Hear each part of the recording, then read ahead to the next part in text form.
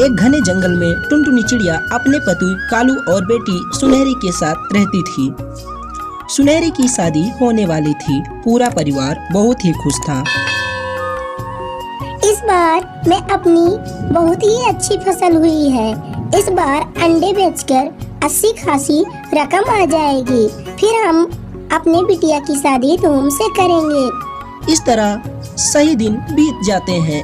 एक दिन अचानक शहर के जंगल में पानी भर जाता है। चारों तरफ तबाही मच जाती है और चिड़िया के घोंसले बहने लगते हैं।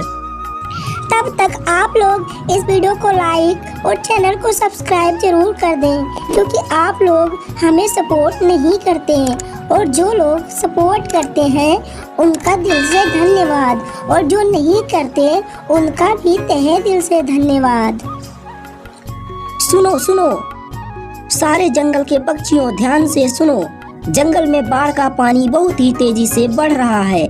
आप सभी को यह सूचित किया जाता है कि आप सब समय रहते जंगल से बाहर निकल आएं। बाढ़ का पानी धीरे धीरे बहुत ही तेजी से बढ़ता जा रहा है। अब क्या होगा कालू जी? कैसे हम लोग अपनी बिटिया की शादी करेंगे? अपना सारे अंडे के खेत तो बाढ़ में बर्बाद हो गए। माँ, अभी आप मेरी शादी की चिंता मत करो। पहले इस जंगल से बाहर निकलने की कोशिश करो। बाढ़ का पानी धीरे धीरे जंगल में बहुत तेजी से बढ़ रहा है। हाँ सुनहरी की माँ, सुनहरी ठीक कह रही है। तुम अभी इस जंगल से निकलने की कोशिश करो। शादी का हम बाद में देख लेंगे।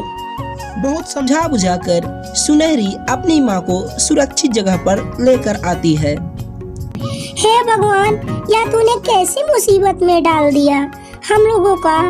अब हमारी बिटिया का विवाह कैसे होगा? अगर बिटिया की शादी नहीं हुई तो हम क्या करेंगे? हम दोनों की जिंदगी का कोई भी भरोसा नहीं है। सब कुछ ठीक कर दो भगवान, पहले के जैसा। हे भगवान, मदद करो मेरी। मम्मी और पापा, अभी मेरी शादी में 4 महीने बाकी हैं। जंगल का पानी निकल जाने दो, फिर से हम लोग वापस अपने घर जाएंगे तो अपने अंडे की फसल उगाएंगे। कुछ दिनों बाद बाढ़ का पानी निकल जाता है। सभी पक्षी अपने अपने घरों को लौट आते हैं।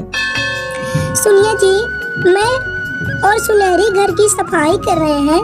तब तक आप बाजार से जाकर अंडे के बीज खरीद लाइए। हाँ हाँ, तुम अभी सफाई का काम करो और सुनहरी बेटी के साथ में मिलकर मैं अभी जाता हूँ और बाजार से अंडे के बीज लेकर आता हूँ। यह कहकर कालू कौवा बाजार में अंडे के बीज लाने को चला जाता है। अरे बंटी भाई, मुझे अंडे के बीज दे दो। मुझे दोबारा से अंडे की खेती करनी है। बस एक बार खेती हो जाए अंडे की, फिर सारी समस्या दूर हो जाएगी। कालू भाई, मुझे माफ करना, लेकिन इस बार मैं तो आपको अंडे के बीज नहीं दे पाऊंगा, क्योंकि तेज बारिश की वजह से अंडे के बीज हमारे पास पहुंच ही नहीं पाए। कालू कौवा पूरे जंगल में अंडे के बीज ढूंढता है, लेकिन उसे कहीं भी अंडे के बीज नहीं मिलते। अपने घर वापस चला आता है। मैं कहती थी ना सुनहरी के पापा, बाढ़ की वजह से हमारी फसल खराब हो जाएगी। अब हम अपनी बिटिया की शादी कैसे करेंगे? अब तो 4 महीने केवल बचे हैं शादी के। आप चिंता मत करो माँ, हम कोई ना कोई रास्ता जरूर निकाल लेंगे। क्यों ना हम चलकर शहर की ओर अंडों के बीज ढूंढें। तू ठीक कहती है सुनहरी बेटी, हम कल ही शहर के जंगल में चलकर अंडे के बीज ढूंढेंगे। अगले दिन दोनों माँ बेटी अंडे की तलाश में शहर की ओर निकल जाते हैं। तभी रास्ते में उन्हें एक जादुई पेड़ दिखाई देता है। सुनहरी, देख बेटा, अंडे का कितना बड़ा पेड़ है। क्यों ना हम इसी पेड़ से अंडे के कुछ बीज मांग लें। आप सही कहती हैं माँ, इन पेड़ों से थोड़ा सा बीज मांग लेते हैं। हे अंडे के पेड़, हमें अपनी थोड़ी सी बीज दे दो। मुझे अपनी बिटिया की शादी करनी है। अच्छा, तुम्हें मेरे बीज चाहिए? उसके लिए तुम्हें एक मेरा छोटा सा काम करना होगा। कैसा काम जादुई पेड़? तुम्हें मेरे डाल पर लटके सारे अंडों को तोड़ना होगा। अगर तुम यह कर सकती हो तो अंडे के बीज ले जाओ। मुझे माफ करना अंडे के पेड़, अगर मैंने अपने फायदे के लिए सारे अंडे तोड़ दिए तो भगवान कभी भी मुझे माफ नहीं करेगा।